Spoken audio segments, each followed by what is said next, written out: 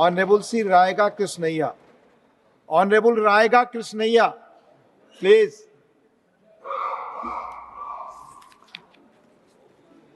గౌరవనీయులైన చైర్మన్ గారికి రాష్ట్రపతి ప్రసంగంపై ప్రసంగించడానికి అవకాశం కల్పించినందుకు ధన్యవాదాలు.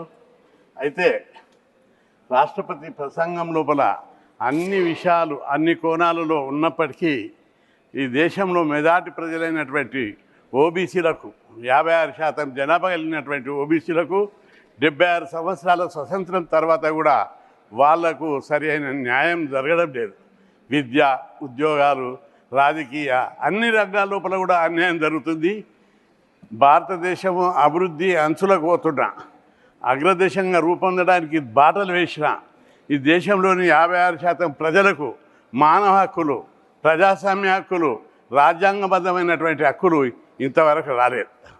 ప్రధానంగా బీసీ జాబితాలో అనేక కులాలు ఉన్నాయి. 2600కు పైగా కులాలు ఉన్నాయి. ఈ కులాల్లో denotified tribes, semi denotified tribes, nomadic tribes, సంచార జాతులు, అత్యంత వెనుకబడిన కులాలు, దోబీసు, hair cutters, stone cutters, fishermens, shepherds, ఇట్లాంటి అత్యంత వెనుకబడిన కులాలు ఉన్నాయి. ఈ కులాలకు 76 సంవత్సరాల స్వతంత్రం తర్వాత కూడా వారికి సమాన హక్కులు రాలేదు. వారికి ఏ రంగంలో కూడా అభివృద్ధి రాలేదు. భారతదేశము అగ్రదేశంగా చెప్పుకుంటున్న ఈ తరుణం లోపల కూడా బీసీలకు విద్యారంగం లోపల, ఉద్యోగ రంగం లోపల, అదేవిధంగా రాజకీయ రంగం లోపల చాలా వెనుకబడి ఉన్నారు. ఉదాహరణకు తీసుకున్నట్లయితే దేశం లోపల మనం చాలా పెద్దగా చెప్పుకుంటున్నప్పటికీ ఇంకా 32% ప్రజలు నిరక్షరాస్యత కింద ఉన్నారు. వీరికి విద్య ఇవ్వవలసినటువంటి బాధ్యత రాజ్యాంగమైనటువంటి బాధ్యత. ఎస్సీ, ఎస్టీ, బీసీ ఈ కులాలకు విద్య అందివ్వడం లోపల ఈ 76 సంవత్సరాల స్వతంత్రం లోపల అన్ని ప్రభుత్వాలు, గత ప్రభుత్వాలు, ప్రస్తుత ప్రభుత్వాలు వెనుకబడి ఉన్నాయి. పూర్తి శ్రద్ధ తీసుకోవడం లేదు. ఓబీసీలకు ఇచ్చేది చారిటీ కాదు, it is a constitutional right, it is a democratic right. కాబట్టి కానీ ఈ ప్రభుత్వాలు ఆ విషయాన్ని ఆలోచించడం లేదు. ఒకవైపు భారతీయ జనతా పార్టీ ప్రధానమంత్రిని ఓబీసీ వర్గానికి చెందిన వారిని ఇచ్చారు, అందుకు మేము థ్యాంక్స్ చెప్తున్నాం. కానీ ఇదే సమయంలో ఓబీసీ ప్రధానమంత్రి ఉండడమే కాదు, ఓబీసీ యొక్క డెవలప్మెంట్కు విధానాలు ఉండాలి. ఓబీసీ ప్రజలు ఇప్పటికీ అడుక్క తినేటోళ్ళు ఉన్నారు, బిచ్చగాళ్ళు ఉన్నారు, సంచార జాతులు ఉన్నారు. రాష్ట్రంలో రోడ్డు పట్టు పోతుంటే పొలాలల్లో పేద పిల్లలు పొలం పనులు బాండెడ్ లేబర్గా జీవిస్తున్నారు, బిగ్గర్స్ ఉన్నారు. కాబట్టి ఈ జీవన విధానంలో మౌలికమైన మార్పు తీసుకురావడానికి ప్రభుత్వాల యొక్క మౌలిక విధానాల లోపల రిఫార్మ్స్ రావాల్సినటువంటి అవసరం ఉంది. అందుకే రాష్ట్రపతి ప్రసంగం లోపల ఎక్కడ లేదు. మా ఆంధ్రప్రదేశ్ లోపల జగన్మోహన్ రెడ్డి ప్రభుత్వం విద్యకు అత్యంత ప్రాధాన్యత ఇచ్చింది. అక్కడ స్కూళ్ళన్నిటి ఇంగ్లీష్ మీడియం చేసినాయి. కాలేజ్ లెవెల్లో ఫీజు రియంబర్స్మెంట్ స్కీమ్ పెట్టారు. ప్రతి విద్యార్థికి 20,000 స్కాలర్షిప్ ఇచ్చారు. విదేశాలకు పోయేటోళ్లకు 50 లక్షల నుంచి 1 కోటి రూపాయల దాకా స్టైపెండ్ ఇస్తున్నారు. ఈ విధంగా విద్యకు అత్యంత ప్రాధాన్యత ఇచ్చి విద్య మీద పెట్టే ఖర్చును పెట్టుబడిగా భావిస్తున్నారు వాళ్ళు. అందుకే జగన్మోహన్ రెడ్డి యొక్క విధానాలు దేశంలోని అన్ని రాష్ట్ర ప్రభుత్వాలు, కేంద్ర ప్రభుత్వం ఆదర్శంగా తీసుకోవాల్సినటువంటి అవసరం ఉంది. విద్యకు ఒక్కసారి ఒక కుటుంబంపై పెట్టే పెట్టుబడి, మూల పెట్టుబడి, అది క్యాపిటల్, ఆ కుటుంబం మీద పెట్టే ఇన్వెస్ట్మెంటు టోటల్గా పర్మనెంట్గా కుటుంబాలు డెవలప్ అవుతాయి. ఈ విషయంలో ఇప్పటికి కూడా కేంద్ర ప్రభుత్వం లోపల విధానాలను మార్చుకోవాల్సినటువంటి అవసరం ఉంది. బీసీలకు ఇచ్చేది భిక్షం కాదు, it is not a charity, it is a right, it is a share of the country, it is a democratic share. కాబట్టి ఇప్పటికీ కేంద్ర ప్రభుత్వం ఓబీసీలకు మినిస్ట్రియల్ డిపార్ట్మెంట్ పెట్టలే. బడ్జెట్ కేటాయింపు లోపల 2,000 కోట్లు, 47 లక్షల కోట్ల బడ్జెట్ ఉంటే 2,000 కోట్లు బిచ్చం ఇస్తారా? చాక్లెట్లు రా, బిస్కెట్లు కూడా రా వాళ్ళకు. 76 కోట్ల మంది బీసీలకు 2,000 కోట్ల బడ్జెట్ ఇస్తారా? మండల్ కమిషన్, రాజ్యాంగబద్ధమైన మండల్ కమిషన్ 40 సిఫార్సులు చేస్తే 38 సిఫార్సులు ఇంతవరకు అమలు చేయలేదు. ఓ డిపార్ట్మెంట్ పెట్టలేదు. జనాభా లెక్కలు చేయడానికి ముందుకు రావడం లేదు. కాబట్టి కేంద్ర ప్రభుత్వం బీసీల పట్ల తన వైఖరి మార్చుకోవాలి.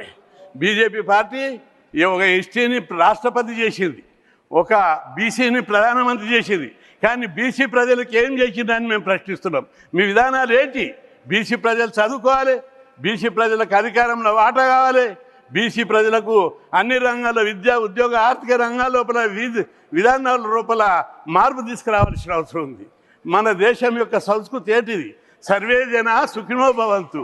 ఎక్కడుంది అది అని చెప్పి మీకు అందరికి ప్రశ్నిస్తున్నా. కాబట్టి అందరూ కూడా ఆత్మ పరిశీలన చేసుకొని ఈ దేశంలోని 76 కోట్ల మంది బీసీలకు ఓబీసీలకు ప్రజాస్వామ్యబద్ధమైన రాజ్యాంగబద్ధమైన హక్కులు కల్పించడానికి విధానాలు మార్చుకోవాలి. ప్రధానమంత్రిని చేసిర్రు ఓకే, కానీ రాష్ట్రపతిని చేసిర్రు ఓకే, కానీ విధానాలే ఈ ప్రజలందరూ చదువుకున్న విధానం ఏంటిది? అధికారంలో వాటా ఏది? ఉద్యోగాలలో ఇప్పటికీ 16% దాటలేదు.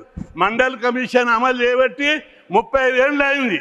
బీసీ ఉద్యోగుల శాతం 16% దాటలేదు.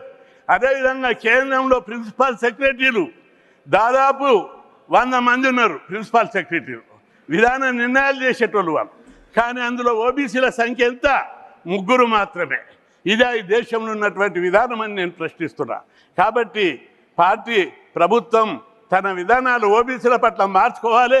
ప్రపంచంలో అనేక దేశాల లోపల దోపిడీ, పీడన, వివక్ష, డిస్క్రిమినేషన్ ఎక్కడుంటే అక్కడ తిరుగుబాటు వచ్చింది. ప్రజలు తమ హక్కుల కోసం తెగించి పోరాడుతున్నారు.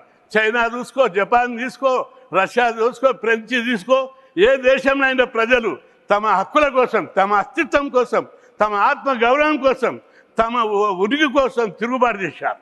ఈ దేశం బుద్ధుడు పుట్టిన దేశం, వివేకానందుడు పుట్టిన దేశం, శంకరాచార్యుడు పుట్టిన దేశం. ఇట్లాంటి దేశంలో శాంతి అహింస అని మాట్లాడుకుంటున్నాం మనం. కాబట్టి శాంతి అహింస ఆ సర్వేజన సుఖినో భవంతు అనుకుంటేనే ఈ దేశంలో కొంతమంది సుఖాన్ని క్యాపిటలిస్టులు, కార్పొరేటర్లు సుఖం కాదు, అట్టడుగు ప్రజల సుఖం కావాలి. అందుకోసం బీజేపీ పార్టీ ప్రధానమంత్రి నరేంద్ర మోడీ ఆయన అంటే మేము గౌరవిస్తాం. ఒక యోగి గర్నే గావ్నే ఖాందాన్నే ఈ దేశం కోసం సాక్రిఫైస్ చేశారు.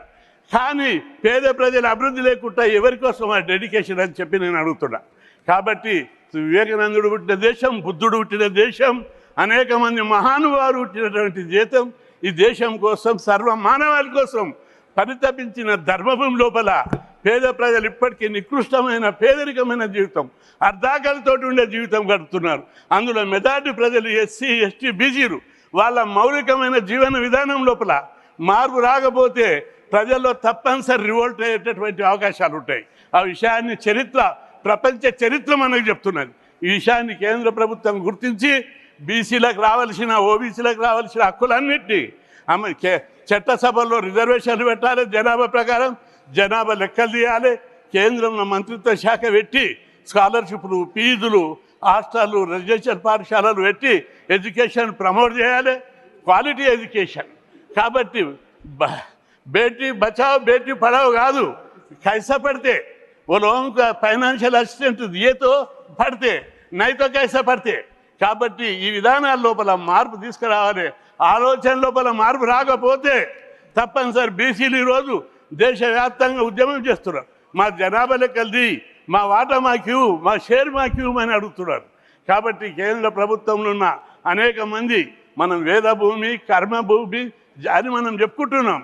కానీ ఈ వేదభూమిలో, కర్మభూమి లోపల సగం మంది ప్రజలు, 30% ప్రజలు ఆ అర్ధాకలతోటి, అజ్ఞానంతో, అమాయకత్వంతో కొట్టిమిట్టాడుతున్నారు. వాళ్ళ హక్కుల గురించి ఓబీసీలో పుట్టిన ప్రతి ఒక్కరు కూడా పార్టీలకు అతీతంగా పోరాడాలని ఇప్పుడు బడ్జెట్ లోపల 2000 కోట్ల 47 లక్షల కోట్లు ఉంటే 2 లక్షల కోట్లు కేటాయిస్తే ఏం పోయింది? ఎవరికి కేటాయిస్తున్నారు? ఈ దేశ ప్రజలకే కేటాయిస్తున్నాం. ఈ దేశ ప్రజలు భారతమాత ముద్దు బిడ్డలు వీళ్ళంతా. Not the enemies, not from China, not from any other countries. అక్కడికి వెళ్ళి వలస రాలేదు వీళ్ళంతా, ఇక్కడ పుట్టారు. ఈ దేశ బిడ్డలు, ఈ భూమి పుత్రులు వీళ్ళంతా. వీళ్ళని అభివృద్ధి చేయవలసినటువంటి బాధ్యత భారత ప్రభుత్వం మీద ఉంది. అందుకోసం బీసీల యొక్క, ఓబీసీల యొక్క విద్య, ఉద్యోగ, ఆర్థిక అభివృద్ధికి ఖచ్చితంగా సమూలంగా ఆలోచించి ఒక పెద్ద ఎత్తున మార్పులు తీసుకురావడానికి చర్యలు తీసుకోవాలని చెప్పి మీ ద్వారా ప్రభుత్వానికి సందర్భంగా విజ్ఞప్తి చేస్తున్నా. అదేవిధంగా ఎస్టీ, ఎస్సీ, ఎస్టీ, ఓబీసీలకు ప్రైవేట్ రంగంలో కూడా రిజర్వేషన్లు పెట్టాలి. మొత్తం ప్రైవేటైజేషన్ అవుతుంది ఈ తరుణంలో. No government jobs. కాబట్టి గవర్నమెంట్ జాబులు రావాలంటే, ప్రైవేట్ రంగంలో జాబులు రావాలంటే జనాభా ప్రకారము ఎస్సీ ఎస్టీ ఓబీసీలకు ప్రైవేట్ రంగంలో జాబ్స్ ఇవ్వాలని చెప్పి, అదేవిధంగా సుప్రీంకోర్టు హైకోర్టులో జడ్జెస్ ఓబీసీలు లేరు, ఎస్సీ ఎస్టీలు లేరు. ఆ ఎస్సీ ఎస్టీ ఓబీసీలకు హయ్యర్ జ్యుడిషియల్ లోపల రిజర్వేషన్లు ఇవ్వాలి. ఎందుకంటే సుప్రీంకోర్టులో ఒక్క ఓబీసీ జడ్జి లేడు. ఏ కోర్టు ఆ కేసులు పోయినా, మొన్న చూడు అగ్రకులలోని ఈడబ్ల్యూఎస్కేమో 10% రిజర్వేషన్లు పడితే 50% సీలింగ్ దాటొచ్చని చెప్పారు. పంచాయతీరాజ్ రిజర్వేషన్లు, రాజకీయ రిజర్వేషన్లు, దానికి మెరిట్ అవసరం లేదు. 10% పెంచొద్దు, తప్పు, ఇది రాజ్యాంగ విరుద్ధం, ఇది కోర్టు తీర్పులకు విరుద్ధం అని తీర్పు చెప్పారు. ఇదేనా ఈ దేశంలో ఓబీసీలకు న్యాయం? ఇంత అన్యాయమా? ప్రపంచంలో ఇంత అణచివేత, ఇంత అన్యాయం ఎక్కడనుందా? ఆఫ్రికాలో ఉండే, అమెరికాలో ఉండే, అక్కడ తిరుగుబడ్డారు ప్రజలందరూ. ఇక్కడ కూడా ఈ వేద భూమి లోపల బుద్ధుడు పుట్టిన నేలలో, వివేకానందుడు పుట్టిన నేలలో, శంకరాచార్యుడు పుట్టిన నేలలో ఈ విధంగా ఈ మెజార్టీ కులాలకు, పేద కులాలైనటువంటి ఓబీసీలకు, అత్యంత వెనుకబడిన కులాలకు భూమిపుత్రులు, ఈ దేశ సంపద సృష్టించినటువంటి వాళ్ళు, వీళ్లకు న్యాయం జరగకపోతే తప్పనిసరి పోరాడతారు. ఈ పోరాటాలను గుర్తించాలి. అగ్రకులాలు ఈడబ్ల్యూఎస్కు రిజర్వేషన్లు పెట్టారు 10%. వాళ్ళు ఎప్పుడైనా అడిగినరా? ఏదైనా రిప్రజెంటేషన్ ఇచ్చిండ్రా? వాళ్ళు ఏదైనా ధర్నా చేసిరా? అడగకుండా అందులో 3% ఉంటే 10% పెట్టారు. బీసీలు 56% ఉంటే 27% పెట్టారు. ఇది ఎక్కడ న్యాయం? ఇది ఎక్కడ అడవికి న్యాయం అని చెప్పి మేము ప్రశ్నిస్తున్నాం. కాబట్టి ఐఏఎస్లో, ఐపీఎస్లో వల్ల లాస్ట్ కటప్ తీయండి. ఎస్సీ ఎస్టీల కంటే తక్కువ మార్కులు వచ్చిన వాళ్ళకు కూడా ఈడబ్ల్యూఎస్ కింద రిజర్వేషన్లు వచ్చాయి. ఇదేనా న్యాయం? ఈ దేశంలో ఉన్న న్యాయం అని చెప్పి నేను ప్రశ్నిస్తున్నాను. కాబట్టి మీ ద్వారా ప్రభుత్వానికి విజ్ఞప్తి చేస్తున్నా, దేశం లోపల, ప్రభుత్వ శాఖల లోపల, ప్రభుత్వ రంగ సంస్థల లోపల 16 లక్షల ఉద్యోగాలు ఉన్నాయి. వాటిని భర్తీ చేస్తలేరు. వాటిని భర్తీ చేస్తే మొత్తం ఓబీసీ ఎస్సీ ఎస్టీలకు వస్తేనే కుట్ర తినేట దాగి ఉన్నది. కాబట్టి ఆ ఉద్యోగాలు భర్తీ చేయాలని, అదేవిధంగా ప్రతి ప్రైవేట్ రంగంలో రిజర్వేషన్లు కల్పించాలని, కేంద్రంలో ఓబీసీలకు ప్రత్యేక మంత్రిత్వ శాఖ పెట్టాలని, ఈ విధమైనటువంటి ఆలోచనలు మౌలికంగా మేమేమడుగుతున్నాం? ఈ దేశంలో పంచాయతీరాజ్ రిజర్వేషన్లు బీసీలు 56% ఉంటే 34 ఉండే, ఈ 73, 74 రాజ్యాంగ సవరణ ప్రకారం దాన్ని కూడా తగ్గించి 34 నుంచి 18, 19, 20కి రెడ్యూస్ చేస్తారా? ప్రతి హైకోర్టు, ప్రతి సుప్రీంకోర్టు, అరే మీ ఈ దేశంలో ఎంపీలు మీరే, ఎమ్మెల్యేలు మీరే, ముఖ్యమంత్రులు మీరే, మా వాళ్ళు సర్పంచులు అయితే కూడా ఓర్వరా? ఇదే ఈ దేశంలో నిర్ణయం. కాబట్టి మీ ద్వారా ఈ ప్రభుత్వానికి విజ్ఞప్తి చేస్తున్నా, పంచాయతీరాజ్ రిజర్వేషన్లకు రాజ్యాంగ సవరణ చేసి బిల్లు పెట్టి పంచాయతీరాజ్ రిజర్వేషన్లకు అమెండ్మెంట్ తీసుకొచ్చి జనాభా ప్రకారం పెట్టాలని మీ ద్వారా ప్రభుత్వానికి నేను సూచిస్తున్నా. అదేవిధంగా పార్లమెంట్లో బీసీ బిల్లు పెట్టి చట్టసభల్లో discrimination, gender discrimination, caste discrimination ఈ దేశంలో ఉంది. జెండర్ డిస్క్రిమినేషన్కు ఉమెన్ బిల్లు పెట్టారు. We're welcoming it. At the same time caste discrimination ఉంది. అధికారంలో వాటా లేదు. ఆ వాటా కోసం బీసీ బిల్లు పెట్టడానికి ఎందుకు సంకోచిస్తున్నారని చెప్పి మేము అడుగుతున్నాం. తప్పనిసరి ఈరోజు పెట్టకపోతే రేపైనా పెడతారు. చరిత్రలో జరిగి తీరవలసిందే. కాబట్టి ఈ దేశంలో సర్వేజన సుఖినోభవంత్ అంటే తప్పనిసరి మెజార్టీ ప్రజలైనటువంటి బీసీలకు అన్ని రంగాల్లో జనాభా లెక్కలు తీసి జనాభా ప్రకారం ఈ వర్గాలకు వాటా ఇవ్వాలని చెప్పి మీ ద్వారా ప్రభుత్వానికి విజ్ఞప్తి చేస్తున్నా. అదేవిధంగా ఈ పంచాయతీరాజ్ రిజర్వేషన్లకు కూడా రాజ్యాంగ భద్రత కల్పించాలని చెప్పి విజ్ఞప్తి చేస్తున్నా.